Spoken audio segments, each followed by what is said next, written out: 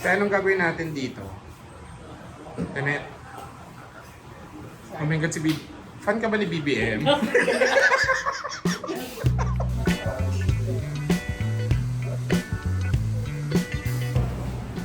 So, bakit ka mag... Lapit! So, what is ear cleaning? Stomach cleaning. So, ear cleaning, it came from the root word clean. So, ito po yung mga nakuha kay Jay. Sa implant pa.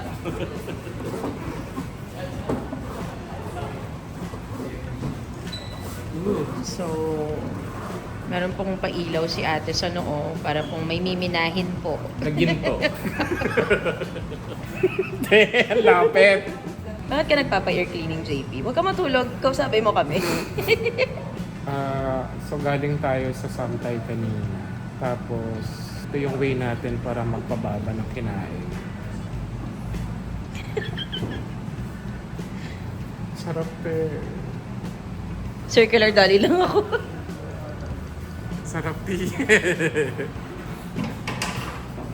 So, try niya magpa-ear cleaning dito sa Kaufman. Kapag masyado na kayo nag-overthink, nahihirapan kayong matulog sa gabi. Ate, ilang taong ka nang nag-ear clean? Nag-interview pa. Busy siya. Naanto ako.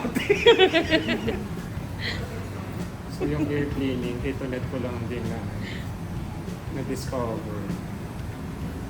Kasi si Tonet, likas po talagang madumi yung tenga niya. Ano po bang difference ng ear cleaning sa ear candling? Yung canteen po, sinisindihan yan yun eh. Sinisindihan? Opo. Pero di ba hindi po totoo yun? Hindi po, kasi yung loob nun may, parang may laman na rin po. Para pong may galit po kayo sa ear candling. Totoo naman. May galit nga siya. Yung pimple po ba ni JP, pwede niya rin matanggal? Teka, pag yung biglang sumundot sa Ate, madubi mo ba? Sakto lang. oh, sangka. Sakto lang naman po yung ganyan. Tsaka puti yung dumi ng tenga mo. Ate, ano na yung Ano po? ano na yung pinaka-maduming tengang nalinis mo? Maraming buo. Maraming ano? Maraming buo-buo. Oh my God! Tuloy mo, JP, wag mo katulugan. Normal lang naman na merong wax sa tenga. Pero, Ang cotton buds yung naman. cotton buds, napupush niya yung dumi Earwax. sa loob, tsaka yung wax. Kaya nagkakaroon ng mga infections. Tsaka, kung tulad nito, Net, na minsan nabibingin na kayo, Puno na yun, sir. puno na yun. Tingnan mo, hindi ako narinig. Sabot pa to si ate. Pwede siyang each other sentence. Podcast namin to ni ate. Ito po ang insert po ng tenga ni JP. Sige, try na naman natin si JP. Si Chris, kasi first time niya. What's your final words, JP? Final words. Good night. Oh, first time ni Chris. Hi, it's my first time doing Uy! vlog. At makikita niyo kung gaano kadumi yung tenga. So, sir, cover po po yung ice na? Or okay lang? Ice? Sige po, pwede naman. Pwede. Oh. Dami-dami ko sa... Kunin mo na ng lahat yan. Anong feeling ng first time na ear cleaning? Weird. Kasi pag cotton buds direct, parang hindi ko siya mapasok ng sagad. Parang, ay hindi branding pala yun. Saka wet yung pinapasok. Ano yung wet na yun? Para mapalambot, sir. Para mapalambot yung Para madaling may pasok ng ano.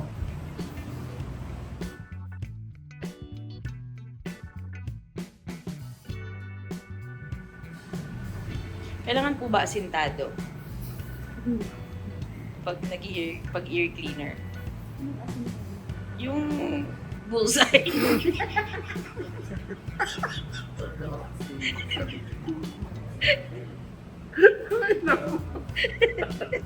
Kapag si ate.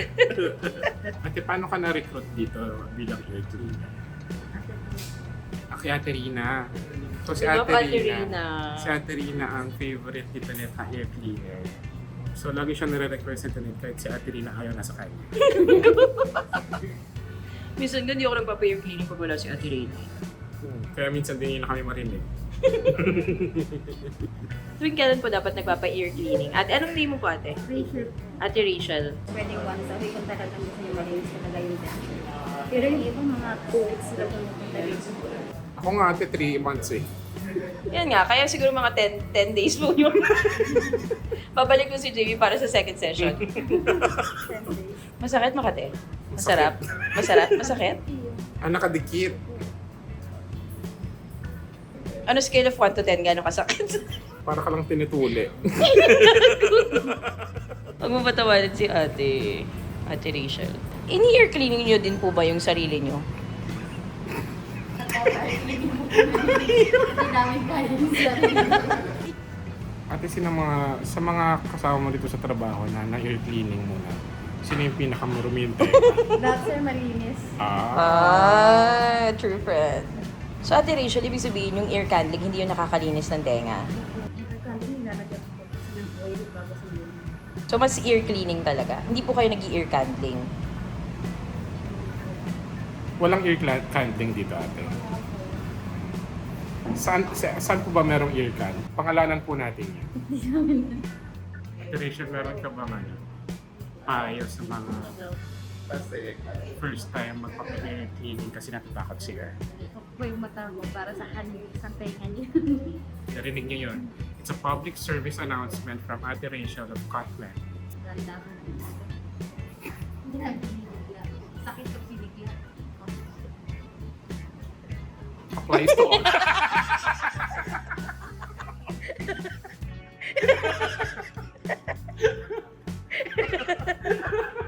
Isang tenga pa lang yun, no?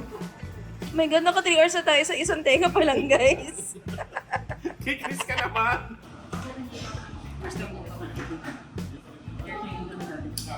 anong haircut?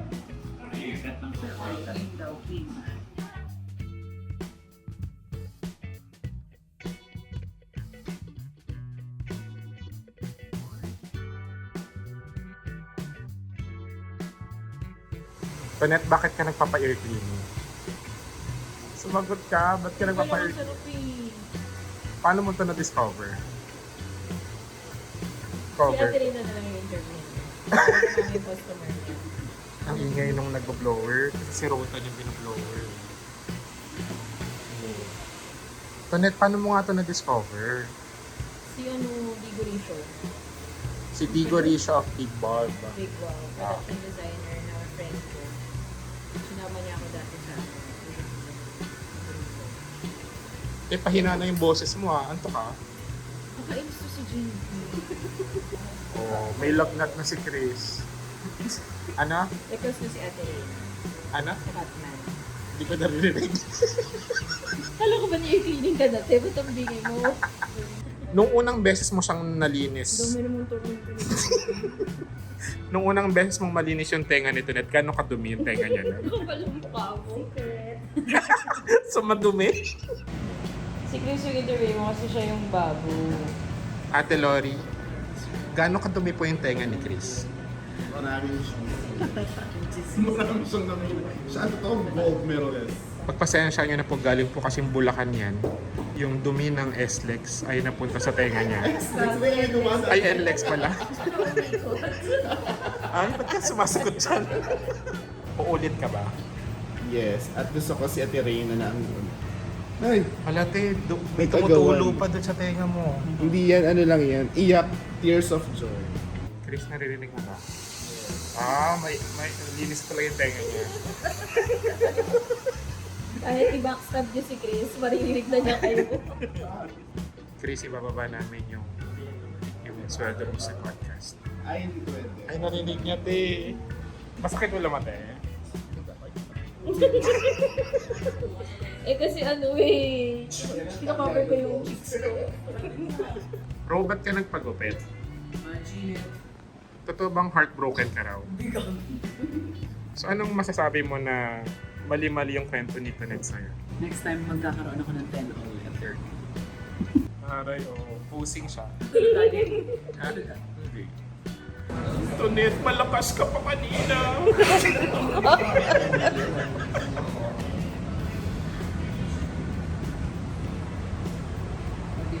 ganun magmasahe ni ate. Ayan, so nakikita niyo yung dumi ng tenga ni Tonet. Kita niyo wala kayong makikita kasi kakapa-ear cleaning lang ni Tonet kahapon. Ang tawag na po dito ay addiction. Maniniwala na naman sila, nakahapon na ako nagpa-ear cleaning dahil pala ano. Ate Rina, kailan na huling nagpa-ear cleaning si Tonet? Last week na. Last week na. Talagang loyal si Ate Rina kay Tonet. Demanding po ba si Tonet na customer? Hindi naman. Nagsasabi po ba kayo ng totoo, Ate Rina? Natawa na lang siya. Ako nga sinasabi ko saan makati. Kaya nga, tsaka ito nag-aantay ka sa akin pag may gawa ako. Oo, di ba? Opo kasi si Tonet wala talaga yung ginagawa. Talaga kaya lang yan naghihintay. Marami po bang lamig sa ulo si Tonet?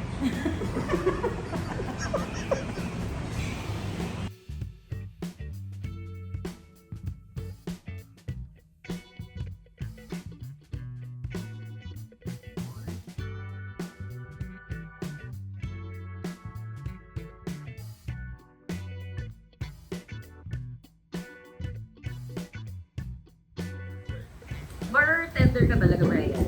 Or inaral mo ng bongga? Tinuruan lang po. Dati po kami sa kitchen po. Wow! So nagustuhan mo na yung pagiging bartender? maganda po. Bakit? Ano po, mas masaya po. Mas madami rin po dagdagan ng skills. So ikaw na yung head bartender dito, no? Hindi pa po. Hindi pa? Mali si Aris po. Okay. Pero bakit pag nandito ko ikaw lagi? Ataon lang? Reporting po kasi service. Oh.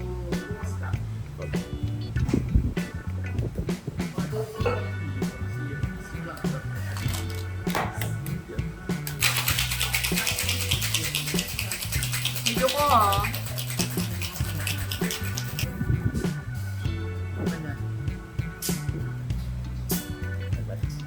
Kailan ka nagba-bartender, Aris? Since nung nag-open lang din po yun. Aray. So meron ba kayong competition ni Brian? Kung sino ang mas magaling na Ay, wala bartender? naman po. Nagtutulungan lang po kami dito sa wala naman po pagalingan. Hindi eh. Nung wala ka, si Aris sabi niya.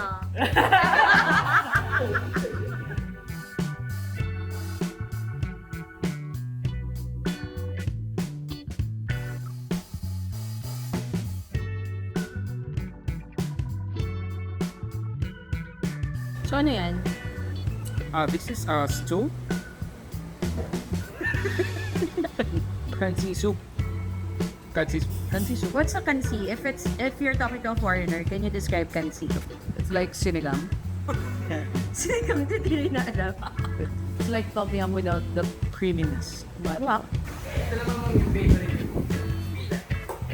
Taray, nagsasalita si Brian kahit walang tanong. Bartender with lines, Brian.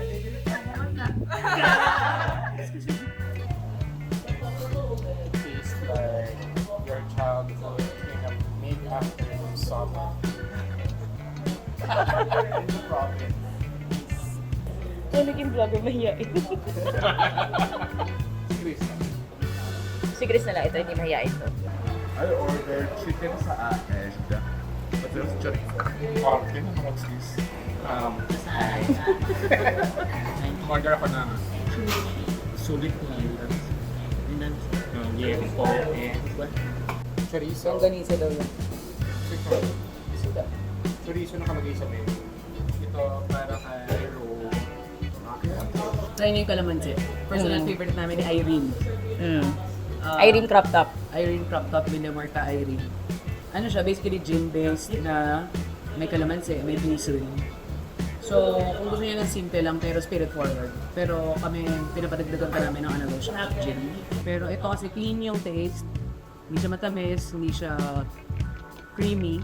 So, kung yung mga gusto niyo cocktails ay clean, by ito po may refreshing. So, kasama natin ngayon si Rotan, tsaka si Chris Cao. So, dito kami ngayon sa Cheekies. Tonet, explain Cheekies. cheese comes from the root word. So, sige, punta tayo mamaya doon. Sige, tapusin mo muna yung sabihin. Bakit? Bakit yung chickies nag-end naman sa S, pero comes pa rin yung sumunod? Sometimes, minsan, ang hirap na lang talaga. Pinagalog. Alam niyo, open the schools. Nakita mo ba yung ano? Basta tinanong kung ano yung nickname ni Jose Rizal. Tapos yung sagot nila, si Myong, tsaka si Joe. Eh yung ano, nanay ni Chris Willet Basilio, kita mo? Ano? Na sinagot, Sasa. Open the schools. Yan, ganyan nangyari kapag puro confidential fund yung binibigay sa DepEd. Totoo. Sasa. Mas ginawa ng ano yun eh, ng edit ni Sasa. So, bakit nga chickies? Ikaw yung tinanong ko. Dahil nga ayaw na namin lumayon. Hindi kasi umuulan. Uulan. Ang lakas ng ulan. Supposedly, dapat sinabi namin doon kami sa food plaza sa Timog, sa Oo. Dapaan. Kaso nga lang umuulan, so bad sound. Oo. So naisip namin, what if uminom na lang kami. So yung chickies, sumikat siya nung pandemic kasi mura siya na inasal. Ah. Sorry Rose Abala. Sumigat siya kasi delivery. Delivery, yun. So mura na delivery. So ngayon, na ano na, pwede nang pumunta sa lumabas ulit. Ito na siya, isa na siyang, pwede na siyang puntahan. Tapos may inad sila na bago, which is cocktails. Yes. So, dahil nga nauuso yung cocktail bars ngayon. Kung naghahanap ako lagi ng, ang dami ko natatry ng mga cocktail bars. Pero dahil after natin maging nakaluwag-luwag. Ah. Tapos nag-ear cleaning muna tayo. Ear cleaning muna tayo. Doon muna tayo sa medyo nakaluwag-luwag na. Kasi syempre, yung cocktails, hindi naman siya pang grepa, di ba? Pero kung gusto nyo maging nakaluwag-luwag, medyo nakaluwag-luwag, pero hindi naman masyado ano sa bulsa, yung chickies. Ang sarap ng cocktails nila, pero mura. Mura in a sense na, di ba ang usual na cocktails natin, 400. Kung may poblasyon ka, 450. Yung mga sobrang special drinks, 500. Meron mga 700, gano'n.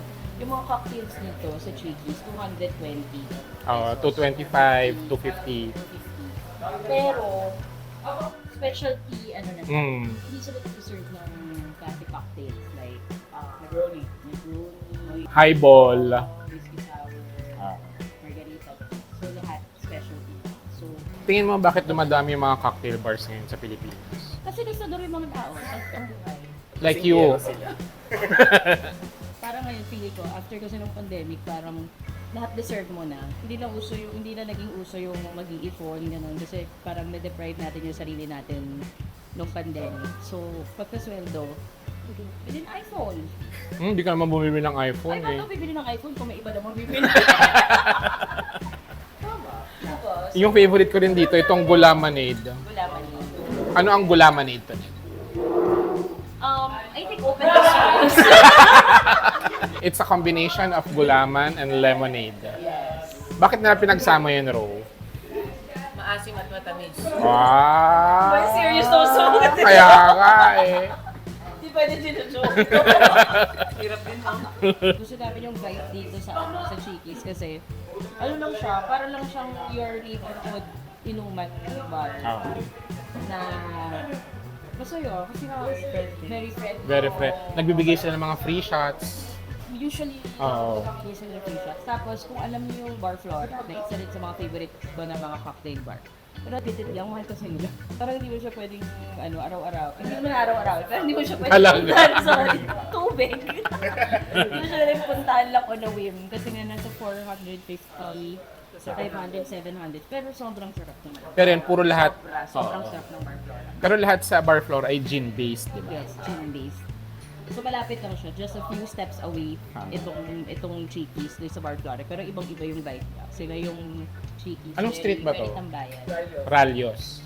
So nasa F7 yung bar floor. Isa, sarap ng bar floor, di ba? Sobrang creative. As in, for me, one of my top 3 Manila bars. Ang problema ko lang doon, malakas kasi yung music. Ang tanda ng mga ganong comment. Paano ka makakapag-converse with friends? Di ba kakalik pa ear cleaning mo lang? So bago ako mag-bar Diba? flora, Oo. mag-ear cleaning mo. So, Ayan na. So, second meal na to ni Tonet for the day. Ano yan? Ano yan in order mo? so this is... Pansit. Tayo na kalabang Eh, ba't parang lasing ka na? Nakadalawa na siya eh. Dalawa na ako. Yung mata ni Tonet. Kasi ka. Parang lasing na siya, te. So, Yelo. Ano to? Inasal. Boneless inasal. so para ano, Ang tamad ba yan? naman. Pero, ito ang tip ko para diretso kayo sa... Diretso kayo sa CR, sa hospital. Itignan natin. Gawin natin. Sabaw. Chicken oil. Pero yan yung masarap kasi yung chicken. Saan ba galing ang inasal, Tonet? Sa anong lugar? Sa anong probinsya?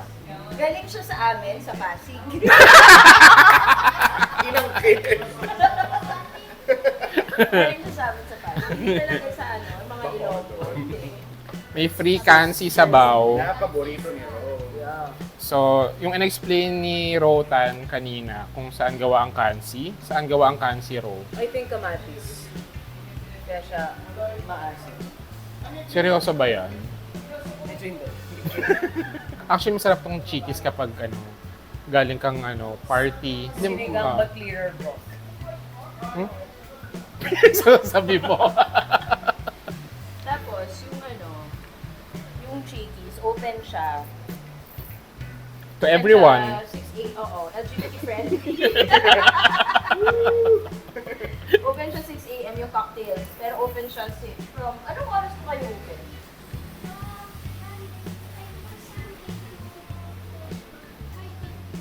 Okay.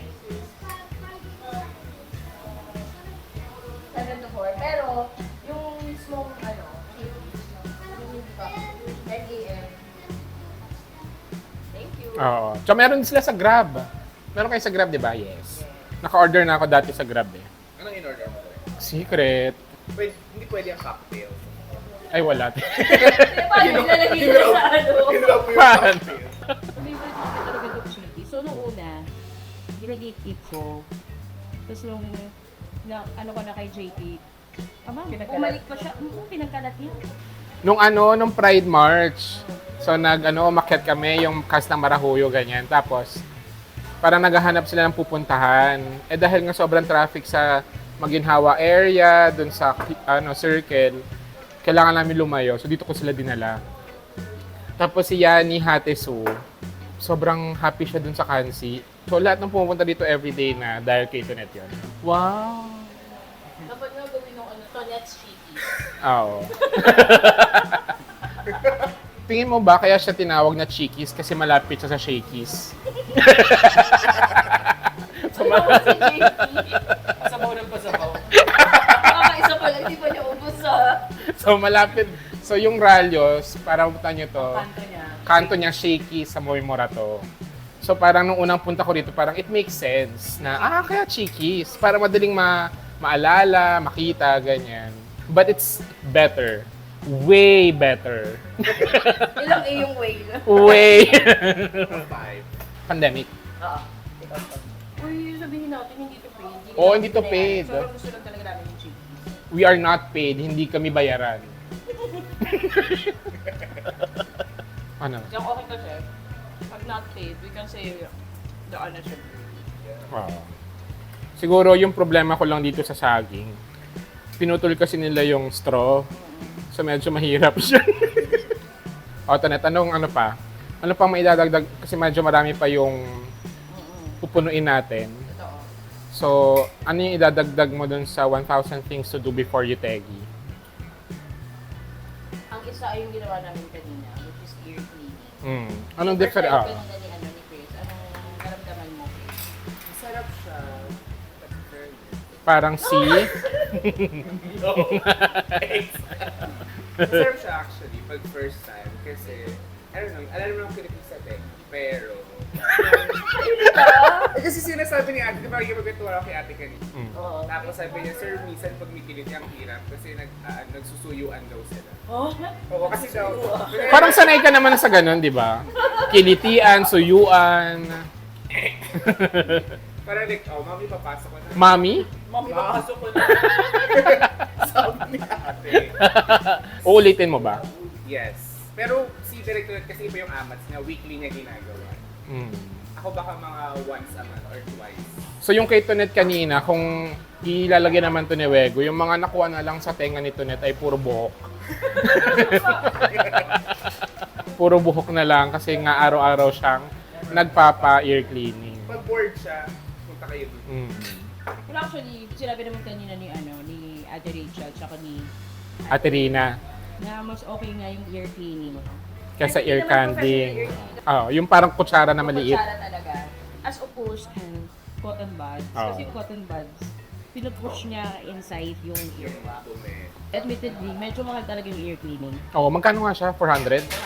Supposedly kasi, meron complimentary na masahe Oo. ang ear cleaning. Kasi nga, parang 400, hindi naman siya sulit. Pero si Ate Rina, 10 minutes yung masahe niya. Mm. Tulog kasi Tonet kanina. And always tip your queens. Although, syempre, dati blue nose ako. Pero mas mura kasi yung Cutman. Paano mo nalamang lumipat na si Ate Rina ng... Rina ba Rina? Rina. Napit na sa akin. Actually, si Ate Rina yung laging nag-ear cleaning sa akin. At malapit lang naman yung nilipatan. Ah. Di ba ba't ako kasi sa Ate Rina? So dahil napag-usapan na rin natin yan, ano bang take mo sa loyalty? Hindi mo lang tanong mo. Ay, ba't parang iyak ka? Hindi eh. Kasi Pero, hindi ko siya iniisip. alin?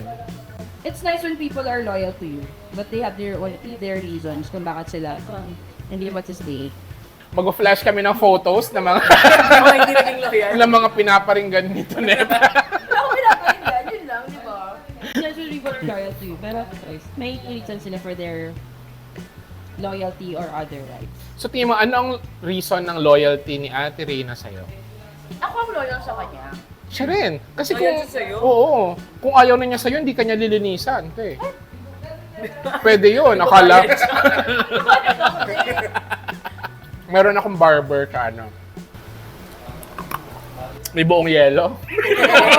ASMR. Nagpapagupit ako lagi sa Philippine Sons. Tapos, yung barbero ko doon, si Kuya Ray. Kasi isang beses, may amat siya na nagsuot siya ng fedora habang ginugupitan ako. Tapos after nun bayad ako, ganyan. Pag akyat ko, hindi ko siya makita, te. Nagubad lang pala ng fedora. Ano mo na nakilala? Hindi ka loyal. Loyal sa kanya kasi hindi mo siya kilala ko. Yes. Again, ang loyalty ay para sa mga taong naniniwala sa'yo. Toray, nagtira pa ng kanin. Kulang yung ano eh. Kulang yung ulam. Habang nasa revolution. Right. Magpapangatlong kalamansi na si Ro. Pangalawa pala. Ano pang idadagdag mo saan? Ear cleaning. Ear cleaning. Ano siya? Luho siya. Luhut. Kaya ako parang every 3 months, ganyan. Luho talaga siya. Sumakal siya eh. Pero, ako kay rin lang siya. Kasi, Mayaman ka. doon ako nagpapasay. Hindi ka na napapasaya ni Dan? Explosive. Dito nyo lang to, narinig. Tonet Hadaon hindi na napapasaya.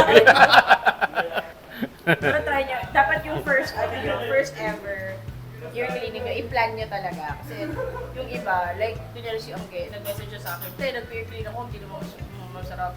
Kasi nagmamadali yung Dapat dun kayo sa Cutman, sa Tibok, si Ate Rina. Actually, Ate Rachel, okay siya. Ikaw, okay sa'yo? Wala yung pangalan, pero okay siya sa akin. Lori. Si Ate Lori. Ayun, Ate Lori, yung shoutout sa'yo. Hindi, tsaka worth naman siya i-try kahit isang beses. Oo. Pero kung malapit ka lang sa Quezon City, sa Cutman na sa Maraming ibang sensations na feel talaga. Yes. Tsaka kapag yung feeling nyo, talagang parang punong-puno na siya, punta na Lalo kayo. pag yung ganun, tapos may mga sound design sa loob, no?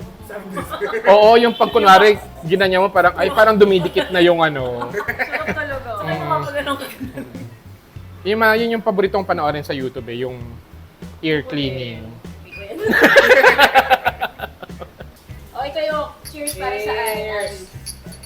Cheers para sa Aris.